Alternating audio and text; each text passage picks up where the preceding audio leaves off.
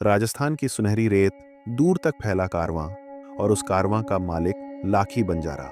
धन दौलत की कोई कमी नहीं, हजारों बैलूट और कीमती सामान से भरी गाड़ियां इस बार उसके काफिले में भरी थी बहुमूल्य मिस्री, जिसे बेचकर वह बहुत बड़ा लाभ कमाने वाला था।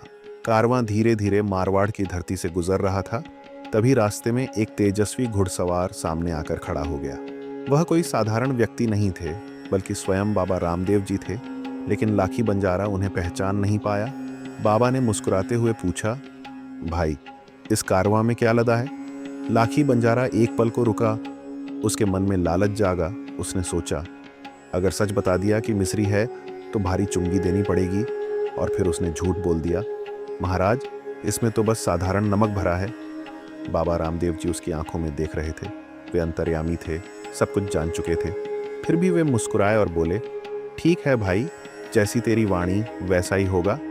उनके शब्द शांत थे, लेकिन उनमें एक गहरी शक्ति छिपी थी। लाखी बंजारा बिना कुछ समझे आगे बढ़ गया। उसे लगा कि उसने बड़ी चालाकी कर ली। लेकिन असली घटना तो अब शुरू होने वाली थी।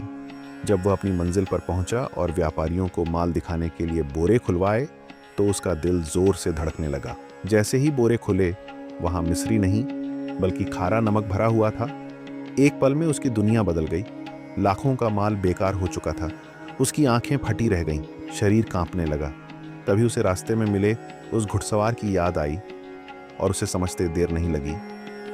वह कोई साधारण इंसान नहीं थे, वो तो स्वयं बाबा रामदेव जी थे।